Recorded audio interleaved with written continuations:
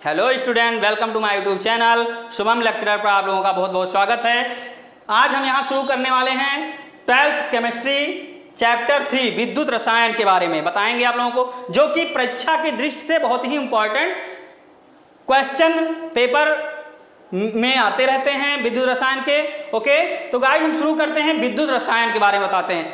विद्युत रसायन, ठीक, विद्युत रसायन क्या होता है? जो रासायनिक ऊर्जा को विद्युत में बदल दे। क्या बदल दे? जो रासायनिक ऊर्जा को विद्युत में बदल देता है उसे हम कहते हैं वैद्युत रसायन। क्या करते हैं? रासायनिक ऊर्जा को विद्युत ऊर्जा में बदल देता है। कहां बदल? विद्युत ऊर्जा में बदल देता है। किस में बदल देता है गाइस? रासायनिक ऊर्जा को विद्युत ऊर्जा में बदलता है, वो क्या होता है? विद्युत रसायन होता है। ओके, विद्युत जिसमें इलेक्ट्रॉनों का चालन होता है वो विद्युत होता है।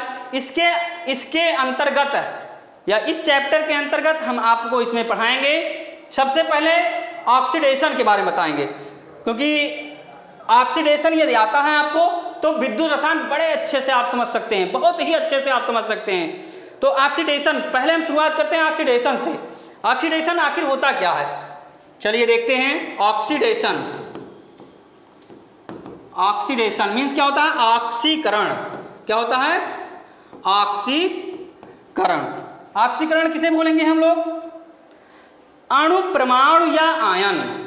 अणु, परमाणु या आयन कोई भी हो, वह इलेक्ट्रॉन त्यागने की क्षमता रखता हो, इलेक्ट्रॉन त्यागता हो, ठीक, जो इलेक्ट्रॉन त्यागता हो उसे ऑक्सीकरण कहते हैं। जैसे मान लीजिए फॉर एग्जांपल में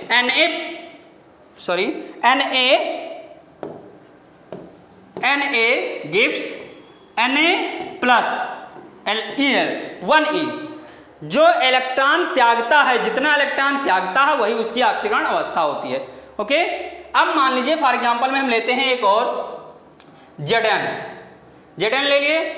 Zn का एटॉमिक नंबर होता है 30, जिंक 30।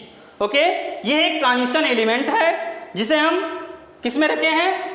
मेटल ग्रुप में रखे हैं, ट्रांजिशन मेटल बोलते हैं इसे, ठीक है। इसका एटॉमिक नंबर 30 है। कितना है?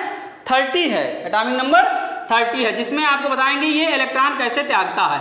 देखिएगा Zn+2 में कितने इलेक्ट्रॉन त्याग रहा है? 2 इलेक्ट्रॉन को त्याग रहा है ये, ठीक। अब ये क्या हो रहा है? यहाँ इसका इलेक्ट्रॉन त्यागता है, तो इलेक्ट्रॉन त्यागने के प्रोसेस को ही हम ऑक्सीकरण बोलते हैं। क्या बोलते हैं? ऑक्सीकरण। ऑक्सीकरण, ठीक। अब हमने क्या कहा यहां? ऐसे अणु, परमाणु या आयन जो इलेक्ट्रॉन त्यागते हैं वो रिएक्शन क्या कहना था? ऑक्सीकरण रिएक्शन, ठीक। दूसरा हम पढ़ेंगे यहां, दूसरा क्या पढ़ेंगे? अपचयन, या क्या पढ़ेंगे? अपचयन या रिडक्शन। अपचयन या रिडक्शन, ठीक। कोई परमाणु, अणु या आयन इलेक्ट्रॉन ग्रहण करने की क्षमता जो होती है, ग्रहण करने की जो क्षमता होती है वो क्या होता है? अपचयन कहलाता है हमारा। जैसे फॉर एग्जांपल में हम क्या मान लेते हैं? क्लोरीन को लेते हैं। फॉर एग्जांपल उदाहरण ले रहे हैं हम Cl, ठीक। Cl+1 electron gives Cl-। Okay guys, हमने क्या बताया आप लोगों को? ऑक्सीकरण और अपचयन। ऑक्सीकरण और अपचयन के बारे में समझ गए। अब आता है दूसरा, रेडॉक्स रिएक्शन। ऑक्सीकरण, अपचयन, अभिक्रिया बोलते हैं उसे। ऑक्सीकरण, अपचयन, अभिक्रिया। क्या बोलेंगे? ऑक्सीकरण, अपचयन, अभिक्रिया। ऐसा रिएक्शन, ऐसी अभिक्रिया जिसमें ऑक्सीकरण और अपचयन दोनों होते हों, वो हमारा क्या होता है? ऑक्सीकरण, अपचयन। ऑक्सीकरण, अपचयन के बारे में आप आगे पढ़ेंगे, जो कि विद्युत रसायन में सबसे इंपॉर्टेंट टॉपिक होता है। ओके, क्योंकि अभी आगे आप लोग पढ़ेंगे, इलेक्ट्रोड विभव पढ़ेंगे, मानक इलेक्ट्रोड विभव पढ़ेंगे, सेल पढ़ेंगे, वैद्युत सेल पढ़ेंगे, डेनियल सेल पढ़ेंगे, गैल्वनी सेल पढ़ेंगे, बैटरी पढ़ेंगे। तो उसमें ये सब ऑक्सीकरण और अपचयन अगर जाने रहेंगे तो ही आपको पता चलता है, वहां बढ़िया से आप समझ पाएंगे।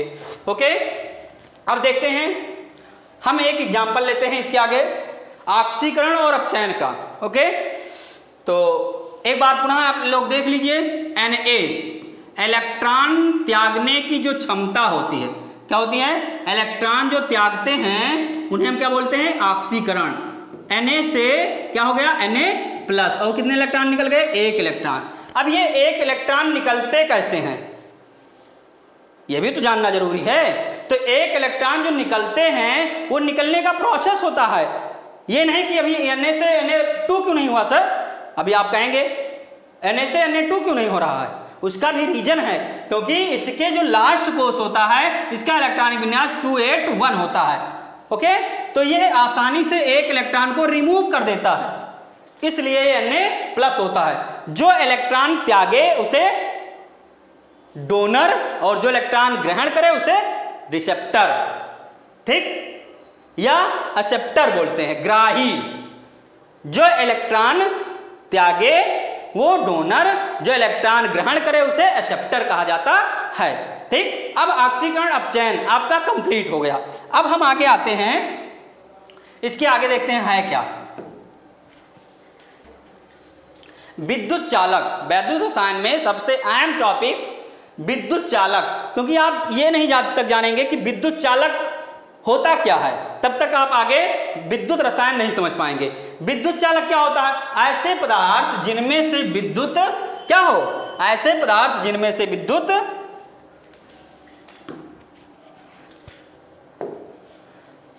ऐसे पदार्थ जिनमें से विद्युत धारा प्रवाहित हो सकती है, विद्युत चालक कहे जाते हैं। क्या होता है? कोई भी आप ले लीजिए पदार्थ जिनमें से विद्युत धारा क्या हो, प्रवाहित हो जाए। आप लोग घर में भी देखे होंगे विद्युत धारा प्रवाहित होती है, किसमें नहीं होती है, ठीक। तो ऐसे पदार्थ जिनमें से विद्युत धारा प्रवाहित हो सकती है विद्युत चालक कहे जाते हैं। फॉर एग्जांपल में हम ले लेते हैं Fe, Ag और Cu। क्या लेते हैं? Fe और Ag एंड Cu, कॉपर, ठीक। इसमें और हैं Fe, Ag, Cu, या अन्य अम्ल क्षार भी हो सकते हैं जिनमें से होकर विद्युत धारा बहती है। तो हम कुछ लवण और विलयन भी जानेंगे, जैसे Zn, जैसे Zn, SO4, ठीक, HCl, NaCl, ये सब क्या है? इसमें से विद्युत धारा प्रवाहित होती है, ठीक है। ये क्या है? हमारे लवण के जलीय विलयन होते हैं। अब मेन जो हमें पढ़ना है लवण के जलीय विलयन, इन्हीं को हमें आगे रिपीट करना है, बार बार पढ़ना रहेगा, ठीक। तो हम आगे चलते हैं। ऐसे पदार्थ जिनमें से विद्युत धारा क्या हो, प्रवाहित हो सके, वो क्या होते हैं? इलेक्ट्रिकल कंडक्टर्स कहे जाते हैं, विद्युत चालक कहे जाते हैं। जिनमें से धारा प्रवाहित हो उसे विद्युत चालक बोलते हैं। जैसे Fe, जैसे फॉर एग्जांपल में हम देखते हैं, एक एग्जांपल आपको देते हैं। हम ठंडियों में हम लोग क्या हैं? हॉट ब्लडेड हैं। क्या हैं? हॉट ब्लडेड हैं। अब हॉट ब्लडेड का मीन्स होता है क्या? गर्म खून के होते हैं, ठीक। अब हम ठंडी में यदि किसी मेटल वाली धातु पर बैठते हैं, किसी मेटल वाले कुर्सी बना हुआ, जिस किसी मेटल का कुर्सी बना हुआ उस पर बैठते हैं हम, तो हमें ठंडक महसूस होती है। क्यों? क्योंकि हमारे अंदर जो इलेक्ट्रॉन्स होते हैं, ठीक है, वो क्या होते हैं? वो तुरंत मेटल उसको क्या कहते हैं? क्या करता है? तुरंत उसको खींच लेता है या ले लेता है, गर्मी ले लेता है तुरंत, और वो फिर क्या हो जाता है? क्योंकि मेटल हमारा क्या होता है? एनवायरनमेंट के हिसाब से ठंडा होता है, और हमारे शरीर में क्या होता है? गर्मी होती है, और गर्मी को खींच लेता है, इसलिए हमें वहां ठंडक महसूस पड़ती है, ठीक। तो इलेक्ट्रॉन जब तक हमारे बॉडी से रिलीज नहीं होते हैं तब तक हमें ठंडक नहीं महसूस होती है, ओके। या फिर एक एग्जाम्पल हम आपको और दे रहे हैं। एक लोहे का छड़ लीजिए, ठीक, एक लोहे का आप छड़ लीजिए, उसका एक सिरा क्या करिए? गर्म करिए, एक सिरे को आप गर्म करिए, और आप दूसरे सिरे में यहाँ हैंड से आप पकड़े हुए हैं, ओके, आप हैंड से यहाँ पकड़े हुए हैं। फिर क्या होगा? आपको धीरे धीरे यहाँ गर्मी का एहसास होगा। क्या होगा? गर्मी का एहसास होगा, ठीक। हमें गर्मी का, हम पकड़े हैं यहाँ, गर्म यहाँ हो रहा है, तो यहाँ क्यों गर्म हो जा रहा है? क्योंकि इसमें जो फ्री इलेक्ट्रॉन्स होते हैं वो एक दूसरे को क्या करते हैं, चार्ज करते रहते हैं। क्या करते हैं, चार्ज करते रहते हैं। और ये इलेक्ट्रॉन, ये ऊर्जा इनको देता है, ये ऊर्जा इनको देता है, ये ऊर्जा इनको देता है, ये ऊर्जा इनको देता है और ये ऊर्जा इनको देता है, और ये ऐसे ट्रांसफर होता चला जाता है और हमारे हाथ को गर्मी महसूस होने लगती है। ओके, चलिए आगे देखते हैं हम। अब आता है नॉन कंडक्टर्स। क्या आता है, नॉन कंडक्टर्स। आप घर में ये सब इस्तेमाल कर चुके होंगे, फिर भी एक बार हम आपको थोड़ा बहुत इसमें बताए दे रहे हैं। जबकि वह पदार्थ जो अपने में से विद्युत धारा प्रवाहित नहीं होने देते हैं। क्या है, कुछ ऐसे पदार्थ हैं जो अपने से विद्युत धारा प्रवाहित नहीं होने देते हैं, वो क्या कहलाते हैं, कुचालक कहे जाते हैं। ठीक, कुछ ऐसे मटेरियल भी होते हैं जिनमें से विद्युत धारा बहती नहीं है, वो क्या होता है, हमारा नॉन कंडक्टर होता है। जैसे फॉर एग्जांपल में लेते हैं, अभी हम क्या करेंगे, वायर देखें हम, कॉपर का वायर आप लोग देखे ही होंगे। ठीक, घर में सभी लोग इस्तेमाल करते हैं कॉपर का वायर। कॉपर का वायर आप लोग देखे होंगे। ठीक, यदि हम उसके ऊपर के प्लास्टिक को हटा दें, प्लास्टिक को हटा देते हैं, यदि हम कॉपर के वायर में से प्लास्टिक को हटा देते हैं तो क्या हम प्लग में लगाएंगे, उसको नहीं लगाएंगे। क्यों, क्योंकि कॉपर हमारा क्या है, सुचालक है, विद्युत का चालक है, इसलिए उसमें से क्या होगा, इलेक्ट्रिक प्रवाहित होगी और हमें करंट लग सकता है। ठीक, इसलिए हम प्लास्टिक लगाते हैं तो हमारा प्लास्टिक क्या हो गया, कुचालक। क्या हो गया, नॉन कंडक्टर। क्या हो गया, कुचालक। ओके, हमारा जो प्लास्टिक है क्या हो गया, नॉन कंडक्टर। दूसरा क्या है, रबर।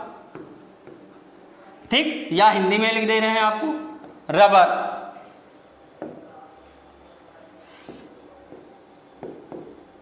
ये रबर, रबर हमारा क्या है, नॉन कंडक्टर है।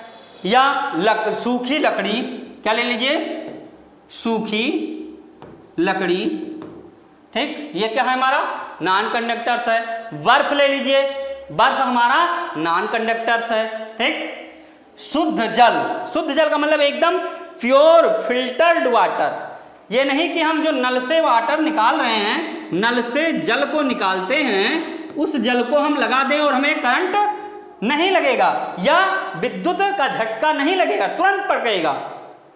आने वाले समय में आप गर्मियों में सुने होंगे कि आज मोटर चला रहे थे, इनको करंट लग गया, मोटर चला रहे थे, उनको करंट लग गया, करंट से उनकी क्या हो गई, डेथ हो गई। ठीक, तो वहां क्या है, अभी हमने क्या कहा, यहां ध्यान दीजिएगा इस टॉपिक को, शुद्ध जल, प्योर एकदम, जिसमें मिनरल्स ना पाए जाते हों। अगर मिनरल्स पाया गया तो समझ लीजिए करंट फ्लो होगा, अगर मिनरल्स नहीं है तो करंट फ्लो नहीं होगा। इसलिए प्योर वाटर की बात होती है। डिजिटल्ड वाटर उसे बोलते हैं, क्या बोलते हैं, हिंदी में इसे क्या बोलते हैं, डिजिटल वाटर। क्या बोलते हैं, डिजिटल्ड वाटर। ठीक, शुद्ध वाटर क्या बोलेंगे, डिजिटल वाटर। अब डिजिटल वाटर कहेंगे आप, कहाँ मिलेगा हमें सर, हैं? तो डिजिटल वाटर कहाँ मिलेगा आपको, हम बताते हैं कहाँ मिलेगा। आपके घर में कोई हो सकता है किसी को थोड़ा बहुत तबीयत खराब हो गई हो, ठीक, तो वहाँ जो डॉक्टर के यहाँ जाते हैं हम ग्लूकोज चढ़वाते हैं। क्या चढ़वाते हैं, ग्लूकोज का डब्बा चढ़वाते हैं। ओके, क्या चढ़वाते हैं, आकार नहीं बना सही से, क्या चढ़वाते हैं, ग्लूकोज जो चढ़वाते हैं। ठीक, या कोई दवा लेते हैं, उसमें एक पानी की तरह क्या होता है, डिजिटल वाटर होता है, पानी की तरह होता है, उसे हम डिजिटल वाटर कहते हैं। वो एकदम शुद्ध होता है, उसमें आप करंट को लगाएंगे तो करंट नहीं लगेगा। ठीक, तो हमारा हम कह सकते हैं क्या है, हम यहाँ कह सकते हैं जो शुद्ध जल है वो हमारा क्या है, नॉन कंडक्टर है। क्या है, नॉन कंडक्टर है। ओके, बर्फ हो गया नहीं है, कांच नहीं है, रबर नहीं है, इटीसी बहुत सारे हैं ऐसे। ठीक, लकड़ी ले लीजिए, लकड़ी का गुटका ले लीजिए, अन्य मटेरियल भी ले लीजिए, वो सब क्या है, नॉन कंडक्टर्स होते हैं। अब देखिए, कोई भी पदार्थ विद्युत धारा को प्रवाहित केवल तभी कर सकता है जब उनमें कुछ कंडीशंस होते हैं। विद्युत धारा कब प्रवाहित होगा ये भी आप जान लीजिए, जब उसमें आवेश, आवेश अभी हमने क्या कहा है, हमने क्या कहा, Na, अभी हमने लिया था Na से Na+ हो रहा है, तो इसी को जो इस पर चार्ज होता है, क्या होता है, जो इस पर चार्ज होता है उसी को आवेश कहते हैं। यदि किसी भी अणु परमाणु या आयन में या पदार्थ में ये आवेश नहीं है, आवेश नहीं है। मान लीजिए यही नहीं, Cl लो लीजिए, Cl plus 1 electron gives Cl minus. Plus और माइनस जो आवेश होते हैं, ठीक, वो क्या होते हैं, यदि उपस्थित नहीं हैं तो क्या होगा, उसमें विद्युत धारा प्रवाहित नहीं होगी, उसे हम नॉन कंडक्टर्स कहते हैं। अभी हमने क्या बताया, एक लोहे का एग्जाम्पल लिया था हमने और उसमें क्या कहा था कि इलेक्ट्रॉन हम यहाँ पकड़े हुए हैं, इलेक्ट्रॉन कैसे मूव होते हैं, ऐसे मूव होते हैं, ठीक। ये अपनी एनर्जी जब गर्म हो जाते हैं ये तो एनर्जी ट्रांसफर कर देते हैं, फिर ये गर्म होते हैं तो एनर्जी ट्रांसफर करते हैं, फिर ये गर्म होते हैं एनर्जी ट्रांसफर कर देते हैं, और ऐसे ऐसे पूरा लोहा हमारा क्या होता है, गर्म होता है। और एक समय ऐसा आता है कि लोहा गर्म होकर लाल हो जाता है। यदि आप गर्म करते रहेंगे तो लाल से वो क्या हो जाएगा, ब्लू थोड़ा दिखने लगेगा, ठीक, क्योंकि ये लोहे की क्वालिटी है, गर्म करने पर ये चेंज होता रहता है। आपको शायद ये चीज अभी मालूम नहीं होगी या जानकर हैरानी हो रही होगी कि ये लोहा क्या है, जब आप इसको बहुत अच्छी 100 डिग्री से ऊपर ले जाएंगे तो ये लोहा रेड नहीं दिखेगा आपको, ठीक है, ये थोड़ा ब्लूइश दिखेगा। ओके, चलिए आगे देखते हैं हम। दूसरा कंडीशन क्या है, आवेश वाहक को एक स्थान से, आवेश वाहक को एक स्थान से दूसरे स्थान तक ले जाने वाले जो बल होता है वो उपस्थित होना चाहिए, ठीक है। जो बल होता है विद्युत वाहक बल या एस्थेटिक बल, ठीक, बहुत सारे प्रकार के बल होते हैं, उसको हम आगे पढ़ेंगे आपको। यहाँ थोड़ा अभी हम इंट्रोड्यूस आपको करवा रहे हैं कि क्या क्या होना चाहिए एक मेटल में धारा प्रवाहित होने के लिए। तो आपको पता चल गया, यदि उस पर कोई आवेश उपस्थित है तो ही धारा प्रवाहित हो सकती है, और यदि क्या हो, आवेश को ले जाने वाला कोई जब तक बल नहीं होगा तब तक वो नहीं जा सकते। अभी हमने क्या बताया कि लोहे का गुटका इलेक्ट्रॉन गर्म होते हैं तो यहाँ कोई बल कार्य करेगा तभी तो ट्रांसफर होगा इसमें। ओके, नेक्स्ट देखते हैं क्या है, देख लीजिए, विद्युत चालकों के प्रकार। क्या आएगा, विद्युत चालकों के प्रकार। देखिएगा विद्युत चालक के प्रकार क्या होते हैं। विद्युत चालक के जो प्रकार हैं उसमें आपको देखना रहेगा, क्या देखना रहेगा, आवेश वाहक की प्रकृति के आधार पर विद्युत चालक पदार्थों को 2 भागों में बांटा गया है। जो विद्युत चालक होते हैं उन्हें कितने भागों में बांटा गया है, 2 भागों में बांटा गया। पहला देखते हैं धात्विक चालक। क्या होता है, धात्विक चालक, मेटालिक या मेटल कंडक्टर्स, ठीक, मेटालिक कंडक्टर्स। ओके, वे चालक पदार्थ जो कोई भी रासायनिक परिवर्तन के बिना इलेक्ट्रॉनों की गति द्वारा विद्युत धारा का प्रवाह करते हैं। क्या होते हैं, कोई भी रासायनिक उसमें परिवर्तन नहीं होता है, ये आप जानिएगा। सबसे मेन और अहम यही है, क्या है, बिना किसी रासायनिक परिवर्तन के इलेक्ट्रॉन मूव होता है। क्या होता है, बिना किसी रासायनिक परिवर्तन के। जैसे अभी हमने कहा कि एक घोल लीजिए, इसमें NaCl का विलयन लीजिए, ठीक, तो ये Na+ में और Cl- में ब्रेक होगा। किस में ब्रेक होगा, Na+ और Cl- में ब्रेक होगा, ठीक, तब इसमें से धारा प्रवाहित हो सकती है या ये चार्ज हो सकता है विलयन। तो इसमें क्या है, धात्विक चालक में होता है बिना किसी रासायनिक परिवर्तन के धारा प्रवाह होता है, वो क्या होता है, धात्विक चालक होता है। जैसे फॉर एग्जांपल में जैसे कुछ धातुएं हो जाएंगी, Cu हो गया, Ag हो गया, सबसे मेन क्या हो गया, कॉपर, Ag हो गया, ओके, Fe हो गया, ठीक। अब आगे देखते हैं Al आदि धातुएं होती हैं, कुछ हैं अधातुएं भी होती हैं, ठीक, कुछ अधातुएं भी होती हैं जिनमें से विद्युत का चालन होता है। फॉर एग्जांपल में हम ले लेते हैं कार्बन के अपर रूप, किसके, कार्बन के एलोट्रॉप्स या अपर रूप को लेते हैं, कार्बन के अपर रूप को लेते हैं। क्या लेते हैं, कार्बन के अपर रूप को लेते हैं, कार्बन के अपर रूप। पहला हमारा आएगा ग्रेफाइट,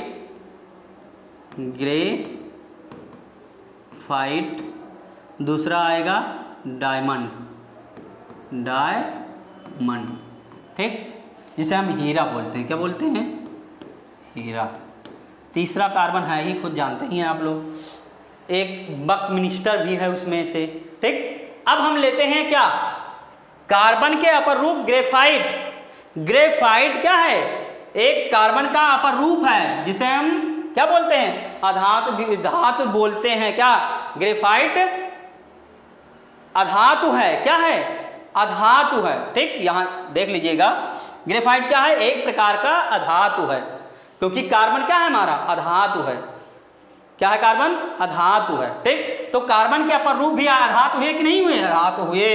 ओके, तो हम यहां ग्रेफाइट की बात करें तो ग्रेफाइट में धारा प्रवाहित होती है, क्योंकि इसमें कंडक्टिविटी, फ्री इलेक्ट्रॉन पाए जाते हैं जो क्या होते हैं, एक स्थान से दूसरे स्थान पर मूव करते रहते हैं, इसलिए इसमें धारा प्रवाहित होती है। कुछ खनिज भी होते हैं जिसमें भी धारा प्रवाहित होती है। चलिए आगे देखते हैं क्या है। अब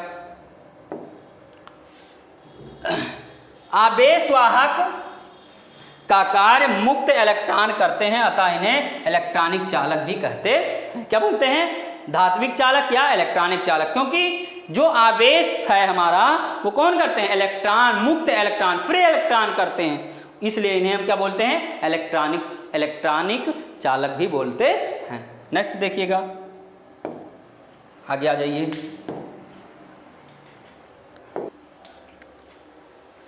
इन्हें दो भागों में बांटा गया था। पहला क्या है, विद्युत अपघटनी चालक। क्या है, विद्युत अपघटनी चालक,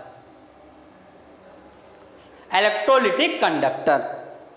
विद्युत अपघटनी चालक क्या होते हैं, ऐसे पदार्थ जो जलीय विलयन या गलित अवस्था में मुक्त आयनों की उपस्थिति के कारण विद्युत धारा का चालन करते हैं।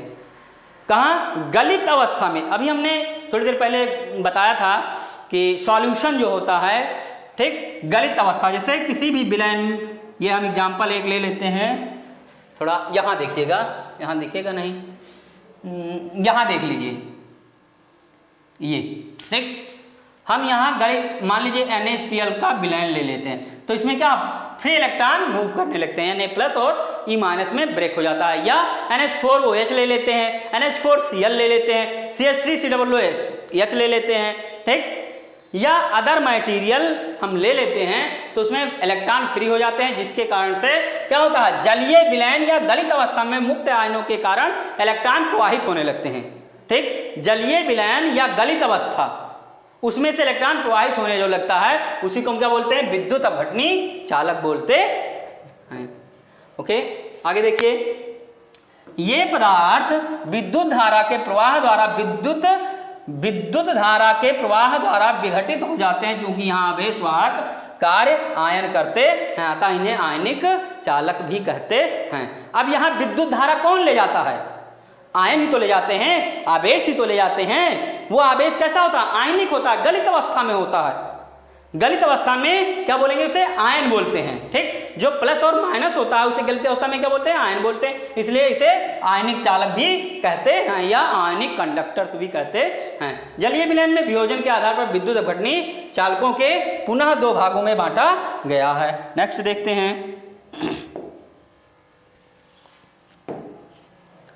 अब देखिए यहाँ प्रबल विद्युत अपघट्य क्या होते हैं, प्रबल विद्युत अपघट्य, स्ट्रॉन्ग इलेक्ट्रोलिसिस, स्ट्रॉन्ग इलेक्ट्रोलाइट्स। देखते हैं क्या है स्ट्रॉन्ग में,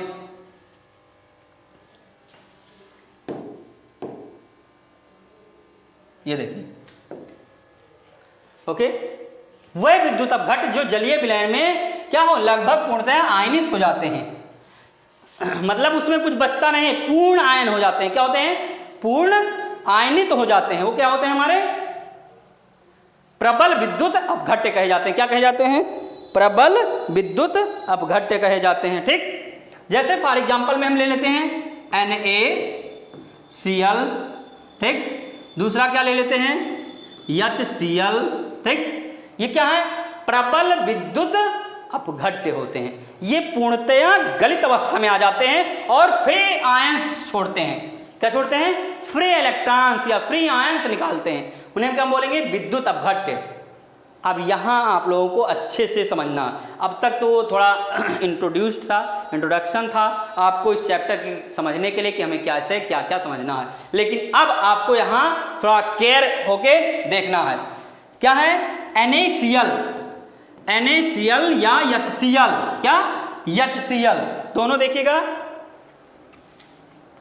HCl, इसमें हम जब गलित अवस्था में लाते हैं इसको तो ये H+ और Cl- आयन में ब्रेक हो जाता है। क्या होता है? H+ और Cl- आयन में क्या होता है? ब्रेक हो जाता है। वो क्या होता है? प्रबल विद्युत अपघट्य होता है। और दूसरा क्या है? दुर्बल विद्युत अपघट्य। वह विद्युत अपघट्य जो जलीय विलयन या ध्रुवीय विलायकों में कम आयन दर्शाते हैं, दुर्बल विद्युत अपघट्य कहलाते हैं। कहने का मीन्स यह है जो पूर्णतया गलित अवस्था में इलेक्ट्रॉन या आयन रिलीज करते हैं वो क्या होते हैं? हमारे प्रबल विद्युत अपघट्य होते हैं। जिनमें अर्ध या हाफ गलित अवस्था में होते हैं वो क्या होते हैं? दुर्बल विद्युत अपघट्य होते हैं। फॉर एग्जाम्पल में हम ले लेते हैं CH3COOH। ये हमारा कैसे ब्रेक होता है? जब ये ब्रेक होगा जलीय विलयन में तो क्या हो जाएगा? CH3COO- प्लस क्या हो जाएगा? H+ आयन में ये विघटित हो जाता है या टूट जाता है या आयन देता है। इसे हम क्या बोलेंगे? दुर्बल विद्युत अपघट्य बोलते हैं। क्या बोलते हैं? दुर्बल विद्युत अपघट्य बोलते हैं। या एक एग्जाम्पल हो गया, दूसरा ले लीजिए NH4, सॉरी क्या हो गया दूसरा? NH4OH को ले लेते हैं। क्या ले लेते हैं? NH4OH, थोड़ा देखिएगा NH4OH क्या होता है? NH4OH। ठीक, अब NH4OH में क्या होता है? ये जब ब्रेक होता है तो NH4 प्लस और OH माइनस में ब्रेक हो जाता है। किसमें टूटता है? NH4 प्लस और OH आयन में ब्रेक हो जाता है। अभी हमने क्या कहा था कि अणु, आयन या परमाणु जो इलेक्ट्रॉन त्यागने की प्रवृत्ति रखते हैं वो ऑक्सीकरण होता है। अब यहां अब आप ऑक्सीकरण पढ़े होंगे तो आपको पता चलेगा कि NH4 प्लस कैसे हो रहा है, तुरंत आपको मालूम चल जाएगा। OH माइनस कैसे पता चलेगा? जब अपचयन होगा, रिडक्शन होगा तो। ओके गाइस, आगे देखिएगा। अब आते हैं नेक्स्ट पर, धात्विक तथा विद्युत अपघटनी। क्या है? धात्विक तथा विद्युत अपघटनी में अंतर। जो धात्विक चालक होते हैं और विद्युत अपघटनी चालक होते हैं, इन दोनों में क्या अंतर है देखते हैं। पहला क्या है इनमें? नंबर 1, इनमें विद्युत धारा के प्रवाह के लिए मुक्त इलेक्ट्रॉन उत्तरदायी होते हैं। हमने क्या कहा है? जो अभी हमने एक फेरम लोहे की छड़ को बनाया था उसमें इलेक्ट्रॉन क्या होते हैं? मुक्त होते हैं। ये एक दूसरे को एनर्जी देते रहते हैं। ठीक, ये इलेक्ट्रॉन क्या करते हैं? एक दूसरे को एनर्जी देते हैं, ना कि अपना स्थान छोड़ देते हैं। क्या होते हैं? मुक्त इलेक्ट्रॉन होते हैं जो उसके लिए, किसके लिए?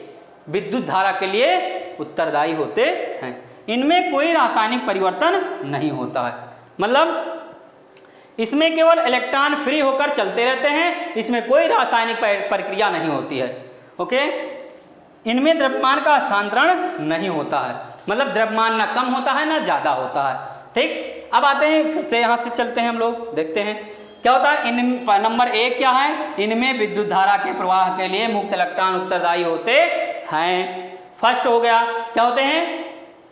मुक्त इलेक्ट्रॉन उत्तरदायी होते हैं। लेकिन इसमें क्या है? इसमें धारा के प्रवाह के लिए आयन उत्तरदायी होते हैं। अभी हमने बताया था जब इसको गलित अवस्था में लाया जाता है तो इलेक्ट्रॉन क्या होते हैं? रिलीज होते हैं, निकलते हैं।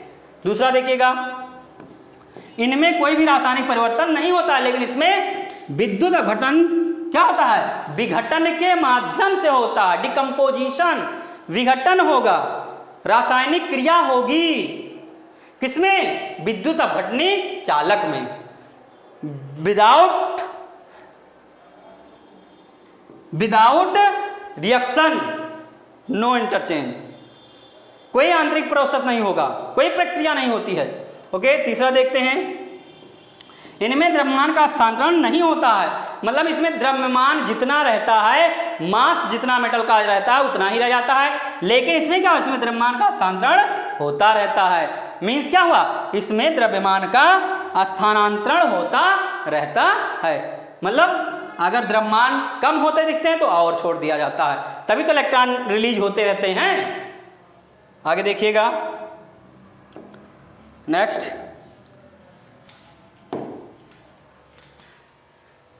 4th number,